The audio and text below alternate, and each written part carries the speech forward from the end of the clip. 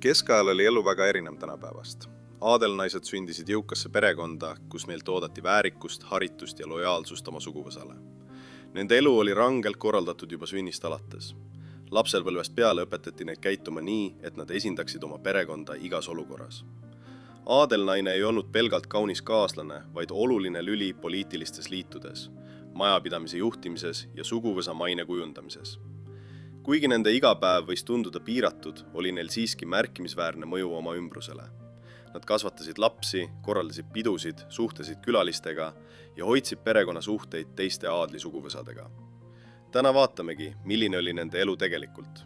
Millised olid nende kohustused, võimalused ja millist rolli nad mängisid nii Euroopas kui ka siin Eestis. Eestis kujunes aadliklass välja 13.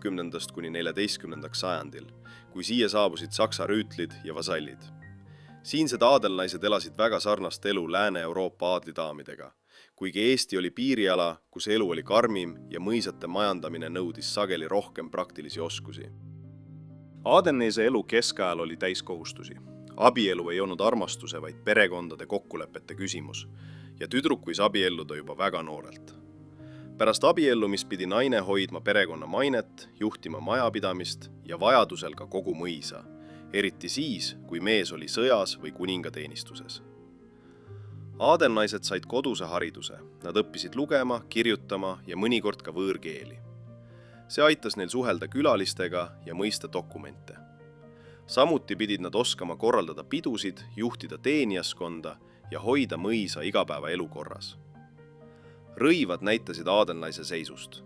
Kallid kangad, tikandid ja ehted olid märk perekonna jõukusest, kuid riietusel kehtisid ranged reeglid. Aadelnaised tegelesid ka käsitööga, mis oli nii oskus kui ka viis oma maitset näidata.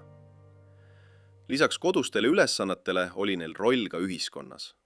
Nad osalesid pidustustel, võtsid külalisi vastu ja hoidsid suhteid teiste mõjukate perekondadega. Kuigi nende elu oli piiratud reeglitega, mõjutasid paljud aadelnaised oma mõisa ja piirkonna elu rohkem, kui me vahel arvame.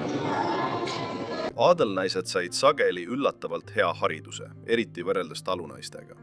Juba noores eas õpetati neile lugemist ja kirjutamist, sest nad pidid oskama lugeda kirju, lepinguid ja majapidamisdokumente. Lisaks õppisid nad sageli ladina, saksa või prantsuse keelt. Need olid keeled, mida kasutati diplomaatias ja aadlike omavahelises suhtluses. Haridus ei olnud mõeldud karjääri tegemiseks, sest ametlikud ametid nagu õpetaja või kirikuametnik olid naistele suletud. Haridus pidi tegema neist väärikad, viisakad ja targad perenaised, kes oskasid juhtida mõisa, korraldada pidusid ja suhelda külalistega. Samuti õppisid nad muusikat, käsitööd ja etiketti, sest need oskused näitasid kasvatust ja seisust. Aadelnaise ideaal oli olla haritud, rahulik ja tasakaalukas. Ta pidi olema hea suhtleja, oskama pidada viisakat vestlust ja tundma kombetalitusi. Kuigi nende võimalused olid piiratud, oli haridus nende jaoks oluline vahend, mis andis neile mõjuvõimu oma perekonnas ja mõnikord ka laiemas ühiskonnas. Aadelnaise rõivad ei olnud pelgalt riietus, vaid osa tema identiteedist ja nähtavast sotsiaalsest positsioonist. Kangad, mida kasutati, olid kallid ja sageli imporditud. Siid, samet, brokaat. Kaunistused, nagu tikandid, pärlid ja kuldniit, näitasid perekonna jõukust. Rõivaste lõiked muutusid ajas. Ühel perioodil hinnati äärmiselt pikki varrukaid, mis lohisesid maas ja rõhutasid kandja staatust. Teisel ajal aga kitsast vöökohast, mis pidi sümboliseerima graatsiat ja distsipliini. Iluideaalid olid sama muutlikud kui mood ise. Heledat nahka peeti ülimalt ihaldusväärseks, sest see viitas sellele, et naine ei pidanud tegema välitöid. Samuti hinnati sirget rühti, peent kehahoidu ja aeglast väärikat liikumist. Aadelnaise garderoob oli seega hoolikalt valitud. Iga detail pidi rõhutama tema päritolu, maitset ja rolli ühiskonnas. Aadelnaine ei olnud ainult kodune perenaine. Ta pidi kaitsma suguvõsa huve, korraldama pidusid, suhtlema külalistega ja vajadusel tegema otsuseid.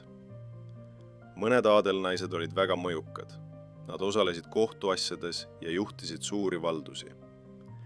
Eestis oli mitmeid tugevaid mõisaprouasid. näiteks von Stackelbergide, von Ungern-Sternbergide ja von Rosenite suguvõsades. Mõned neist juhtisid mõiseid aastakümneid. Adelnaise elu oli täis kohustusi, kuid ka võimalusi. Nad olid haritud, vastutusrikkad ja mõnikord väga mõjukad. Kuigi nende elu oli piiratud reeglitega, kujundasid nad oma perekonna ja mõnikord ka terve piirkonna saatust.